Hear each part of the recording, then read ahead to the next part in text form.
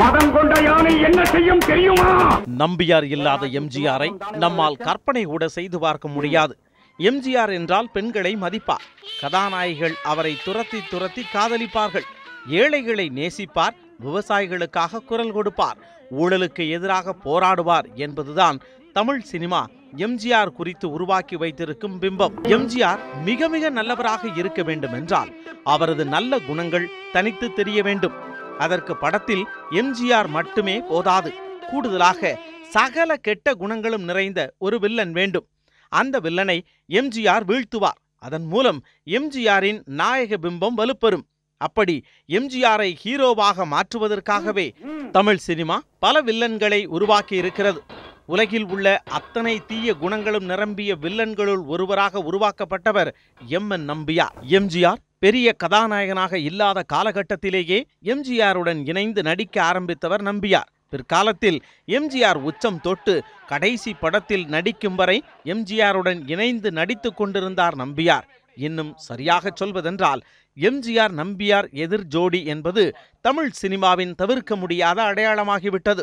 எம்ஜிஆர் இருக்கிறார் என்றால் நம்பியார் எங்கே என்று இயல்பாக கேட்கும் அளவிற்கு இருவரும் இணைவிரியா எதிர் ஜோடியாகி விளங்கினர். கருப்பு வெள்ளை படங்களில் பானுமதி, சரோஜாதேவி ஆகியோருடன் இணையாக நடித்திருப்பார் எம்ஜிஆர். பின்னர் 60களின் தொடக்கத்திலிருந்து ஜெயலலிதாவுடன் தொடர்ச்சியாக நடித்தார். இறுதி கட்டத்தில் லதா, மஞ்சுளாவுடன் ஜோடி சேர்ந்தார். ஆனால் கருப்பு வெள்ளை காலம் முதல் கடைசி திரைப்படம் வரை எம்ஜிஆருக்கு வில்லனாகவே தொடர்ந்தவர் என்ற பெருமை நம்பியாருக்கு மட்டுமே உரித்தானது. உண்மையில் எம்ஜிஆருக்கான திரைப்பட கதாநாயகிகள் 5 ஆண்டுகளுக்கு ஒருமுறை மாறியிருக்கலாம். ஆனால் நம்பியார் தான் எம்ஜிஆரின் நேசத்திற்குரிய நிரந்தர வில்லன். எம்.ஆர். ராதா போன்ற வில்லன் நடிகர்களும் எம்ஜிஆருடன் நடித்திருக்கிறார்கள். அந்த படங்களும் வெற்றி படங்களாக அமைந்திருக்கின்றன. அதேபோல் நம்பியாரும் சிவாஜி படங்களில் வில்லனாக நடித்திருக்கிறார். அந்த படங்களும் வெற்றி பெற்றிருக்கின்றன. ஆனால் எம்ஜிஆர் நம்பியார் ஜோடிதான் மக்களின் ஏகோபித்த வரவேற்பை பெற்ற ஜோடி. கருப்பு வெள்ளை படங்கள் என்றால் நம்பியாரின் உடல் மொழியும் முக அசைவுகளும் மட்டும் போதும். எம்ஜிஆர் ரசிகர்களை மிரட்டென மிரட்டி விடுவார். வண்ண படங்கள் என்றால் அவர் முகத்திற்கு க்ளோஸ்அப் ஷாட் வைத்து இளஞ்சிவப்பு நிறத்தில் லைட் அடித்து கொடூரமாக காட்டுவார்கள். இப்படி தன்னை ஒரு கொடூரனாக சித்தரித்து கொண்டு எம்ஜிஆரை புனிதராக கட்டமைத்ததில் நம்பியாரின் பங்கு முதன்மையானது. நம்பியார் என்றால் அந்த காலம் முதல் இந்த காலம் வரை எல்லோரும் நினைவிற்கு வரும் படம் எங்க வீட்டு பிள்ளை. அந்த படத்தில் அப்பாவியாக வரும் எம்ஜிஆரை சொத்திற்கு ஆசைப்பட்டு அடித்து துன்புறுத்துவார் நம்பியார். பொன்னிறம் கொண்ட ஏழைகளின் இரட்சகர், குழந்தை மனம் கொண்ட அப்பாவியான எம்ஜிஆர் எந்த விதத்திலும் நியாயமில்லாமல் என்ன ஏதென்று கேட்க ஆளில்லாமல் அடி வாங்குவதை எப்படி எம்ஜிஆர் ரசிகர்களால் பொறுத்து கொள்ள முடியும்? அந்த காட்சியில் எம்ஜிஆரை அடிக்கும் போது நம்பியாருக்கே நன்றாக தெரியும், எப்படியும் ரசிகர்கள் கையில் சிக்கினால் நாம் சட்டினியாகி விடுவோம் என்று. இருப்பினும் படத்தின் வெற்றிக்காக எம்ஜிஆர் மீது மக்களுக்கு அனுதாபம் வர வேண்டும் என்பதற்காக மூர்க்கத்தனமாக நம்பியார் அடிப்பார். சாட்டையடி ஏற்படுத்தும் வலிகளை தாண்டி நம்பியாரின் முக பாவனைகள் வெளிப்படுத்தும் கடுமை ரசிகர்களை அதிகமாக அச்சுறுத்தும். அடி வாங்கியது என்னவோ எம்ஜிஆர் தான். ஆனால் துடிதுடித்து போனவர்கள் எம்ஜிஆர் ரசிகர்கள் தான். எம்ஜிஆரை நம்பியார் அடிக்கும் காட்சி படத்திற்கு திருப்புமுனை. அந்த காட்சிக்கு பிறகு எப்பொழுது நம்பியாரை திருப்பி அடிப்பார் எம்ஜிஆர் என்று ரசிகர்கள் காத்துக்கொண்டே இருப்பார்கள். இன்னொரு எம்ஜிஆர் வந்து நம்பியாரை சவுக்கால் அடித்து வெளுக்கும் காட்சியில் ரசிகர்கள் தன்னிலை மறந்து கொண்டாடினர். திருட்டு விசிடிகளும் தொலைக்காட்சிகளும் ஆக்கிரமிக்காத அந்த காலகட்டத்தில் அந்த காட்சியை கண்டு களிப்புறுவதற்காகவே ரசிகர்கள் எத்தனை முறை டூரிங் டாக்கீஸுக்கு படையெடுத்தார்களோ தெரியாது. எம்ஜிஆர் தனது திரைப்படங்களில் வன்முறையை விரும்பாதவராக, எதிரிகளை கூட பேசி திருத்தும் பண்பாளராகவே வருவார். ஆனால் அப்பேற்பட்ட வாத்தியாரையே கோவப்பட வைப்பவர்தான் இந்த கொடூர நம்பியார். வயல்வெளிகளில் நாளெல்லாம் உழைத்து வயிற்றுக்கு போதுமான உணவு கிடைக்காமல் அடிப்படை வசதிகளை நிவர்த்தி செய்ய மறுக்கும் பண்ணையார்களிடம் வேலை பார்ப்பவர்களுக்கு இது போன்ற காட்சிகளை தங்களுக்கான நீதியாகவே பார்த்தார்கள். யதார்த்தத்தில் பண்ணையாரை கூலியால் அடிக்க முடியுமா? பண்ணையார்களை காவல்துறை தாக்குமா? நீதிமன்றங்கள் தான் பண்ணையார்களை தண்டிக்குமா? ஆனால் தொழிலாளர்களுக்கென்று அவதாரம் எடுத்த எம்ஜிஆர் பண்ணையார்களை தண்டிப்பார். ஆம், நமக்காகத்தான் எம்ஜிஆர் பண்ணையார்களை அடிக்கிறார் என்று ஆனந்த கண்ணீர் வடித்தனர் ஏழைகள். எம்ஜிஆரை பகைத்துக் கொண்ட நம்பியாரை சினிமா எம்ஜிஆர் மன்னித்து விடுவார். ஆனால் அப்பாவி எம்ஜிஆர் ரசிகர்கள் நம்பியாரை மன்னிக்க மாட்டார்கள். நம்பியார் என்ற நடிகனை சராசரி மனிதனாக பார்க்கவே எம்ஜிஆர் ரசிகர்கள் மறுத்தனர். நம்பியார் உண்மையிலேயே எம்ஜிஆரை அடிப்பதை போலவும், நம்பியாரின் அவர் குணமே அடுத்தவர்களை துன்புறுத்துவதான் என்பது போலவும் சாமானியர்கள் நினைத்தனர். மக்களின் இந்த அறியாமையை அப்படியே ஒரு படத்தில் காட்சிப்படுத்தி இருப்பார் இயக்குனர் வி. சேகர். அவர் இயக்கிய நீங்களும் ஹீரோதான் படம் திரையில் காட்டும் பிம்பங்களை பார்த்து மக்கள் ஏமாறக்கூடாது, சினிமா என்பது மாய உலகம், அதை கண்டு ஏமாறக்கூடாது என்ற கருத்தை பிரச்சாரம் செய்த படம்.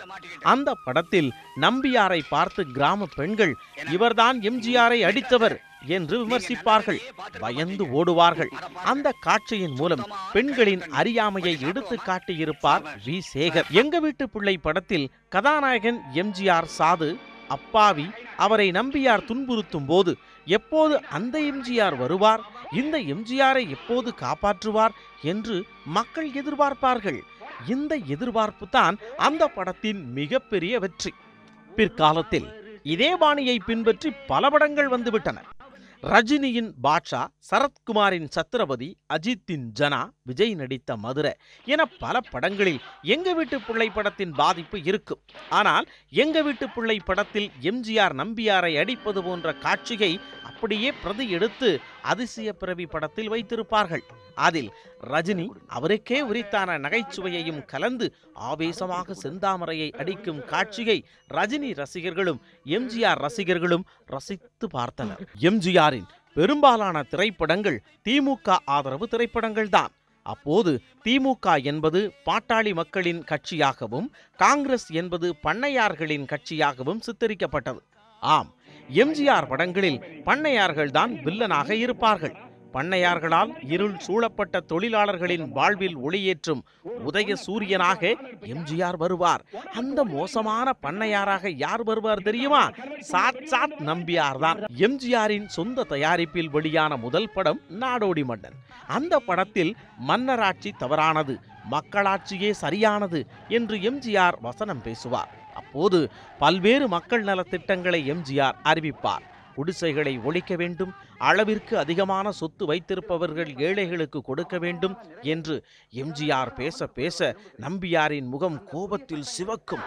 மன்னர் கால படங்களில் நம்பியார் பெரும்பாலும் மோசமான மந்திரி கதாபாத்திரத்திலேயே நடித்திருப்பார். அந்த விதத்தில் நாடோடி மன்னனிலும் எம்ஜிஆர் நம்பியார் ஜோடி மக்களின் பிரமாதமான ஆதரவை பெற்றது. எம்ஜிஆர், ஜெயலலிதா, நம்பியார் ஆகிய மூவருக்குமே மறக்க முடியாத படம் 1000ல் ஒருவன். அடிமை முறையை எதிர்த்து நாட்டில் ஜனநாயகத்தை மலரச் செய்வதற்காக போராடும் தலைவராக எம்ஜிஆர் வருவார். மக்களை அடிமைகளாகவே வைத்து அவர்களை கொள்ளையடிக்க வைத்து லாபம் பார்க்கும் கொள்ளை கூட்ட தலைவனாக நம்பியார் வருவார். மனித உயிர்களின் அருமை உணர்ந்த எம்ஜிஆருக்கும் எல்லாவற்றையும் உடைமைகளாக பாவிக்கும் நம்பியாருக்கும் இடையே நடக்கும் உரையாடல்களை தொகுத்து அரசியல் பயில விரும்புவோருக்கு புத்தகமாகவே தரலாம். எம்ஜிஆர் அதிமுகவை ஆரம்பித்த பின்பு அவருடைய அரசியல் எதிரியாக கருணாநிதி இருந்தார். ஆகவே அது நாள் வரை எம்ஜிஆர் படங்களில் பண்ணையாராக மட்டுமே வந்த நம்பியார் அதன் பிறகு கருணாநிதியாகவே மாறிவிட்டார். ஆம், எம்ஜிஆர் ரசிகர்களை பொறுத்தவரை கருணாநிதி தான் நம்பியார், அதேபோல் படத்தில் நம்பியார் தான் கருணாநிதி. அப்படி ஒரு பிம்பத்தை எம்ஜிஆர் உருவாக்கினார். உரிமை குரல் படத்தில் நம்பியார் கதாபாத்திரத்தின் பெயர் துரைசாமி. இந்த துரைசாமி என்ற பெயர் நம்பியாரின் கதாபாத்திரத்திற்கு ஏன் வைக்கப்பட்டது தெரியுமா? தற்போது மதிமுகவின் அவை தலைவராக இருக்கும் திருப்பூர் துரைசாமியின் பெயர்தான் வில்லன் நம்பியாருக்கு சூட்டியிருந்தார் எம்ஜிஆர். உரிமை குரல் படம் வெளிவந்த காலகட்டத்தில் திமுகவின் சட்டமன்ற உறுப்பினராக இருந்தார் திருப்பூர் துரைசாமி. அப்போது திமுகவின் சட்டமன்ற உறுப்பினர்களை கடுமையாக விமர்சனம் செய்து கொண்டிருந்தார் எம்ஜிஆர். ஆகையால் எம்ஜிஆர் தங்கள் மீது ஆதாரம் இல்லாமல் குற்றம் சாட்டுவதாக வழக்கு தொடர்ந்தார் திருப்பூர் துரைசாமி. அந்த துரைசாமியை வில்லனாக சித்தரித்தே அப்போதைய அதிமுக நிறுவனர் எம்ஜிஆர் தனது உரிமை குரல் படத்தின் வில்லன் நம்பியாருக்கு துரைசாமி என்று பெயர் வைத்தார். உரிமை குரல் படம் வெளிவந்த சமயத்தில் இந்த துரைசாமி விவகாரம் பரபரப்பாக பேசப்பட்டது. எம்ஜிஆர் படத்தை விமர்சிப்பவர்கள் விளையாட்டாக ஒரு செய்தியை சொல்வார்கள். கதாநாயகியிடம் நம்பியார் வம்பு செய்வார். அந்த நேரத்தில் வரும் எம்ஜிஆர் அந்த பெண்ணை நம்பியாரிடமிருந்து காப்பாற்றுவார். ஆனால் அதன் பிறகு எம்ஜிஆரும் கதாநாயகியிடம் நம்பியார் செய்த அதே குறும்புகளை செய்வார். அதை எம்ஜிஆர் ரசிகர்கள் ரசித்து பார்ப்பார்கள். ஆனால் நம்பியார் செய்வதை பலாத்காரமாக பார்த்து கொதித்தார்கள். அதுதான் எம்ஜிஆர் சினிமா. எம்ஜிஆரின் கடைசி கால படங்களுக்கு இது போன்ற விமர்சனங்கள் வந்தன. ஆனால் எம்ஜிஆர் ரசிகர்களுக்கு வாத்தியார் செய்தால் அது குறும்பு, நம்பியார் செய்தால் அது கொடுமை, அவ்வளவுதான். அதில் எம்ஜிஆர் ரசிகர்கள் கடைசி வரை தெளிவாக இருந்தார்கள். உலகம் சுற்றும் வாலிபன் எம்ஜிஆர் பிக்சர்ஸ் தயாரிப்பில் வெளிவந்து சக்கை போடு போட்ட படம். அந்த படத்தில் நம்பியார் முழு நேர வில்லன் கிடையாது. ஒரே ஒரு சண்டை காட்சியில் மட்டும்தான் வருவார். ஆனால் அந்த ஒரே ஒரு காட்சியில் எம்ஜிஆர் எவ்வளவு மேன்மையானவர் என்பதை ரசிகர்களுக்கு உணர்த்தி விடுவார். ஆம், அந்த காட்சியில் புத்தர் கோவிலுக்குள் நுழையும் நம்பியார் கொடூரமான முகத்துடன் புத்தரை அவமதிக்கும் வகையில் நடந்து கொள்வார். ஆனால் எம்ஜிஆரோ மிகவும் பணிவாக புத்தரை வணங்கி அந்த கோவிலுக்குள் செல்வார். இருவரின் உடல் மொழியின் மூலமாக எம்ஜிஆரின் உயர்ந்த குணத்தையும் நம்பியார் கதாபாத்திரத்தின் துர்க்குணத்தையும் வேறுபடுத்தி காட்டியது அந்த காட்சி. அந்த படத்தில் நம்பியாரின் மேக்கப் மிகவும் பிரபலமானது. எம்ஜிஆரின் கடைசி கால படங்களில் வெற்றி பெற்ற படங்களில் முக்கியமான ஒன்று நினைத்ததை முடிப்பவன். அந்த படத்தில் எம்ஜிஆரின் கதாபாத்திரம் மற்ற படங்களிலிருந்து சற்று வேறுபட்டது.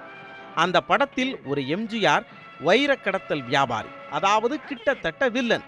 அந்த கடத்தல் வியாபாரியை பிடிக்கும் காவல்துறை அதிகாரி யார் தெரியுமா? நம்பியார்.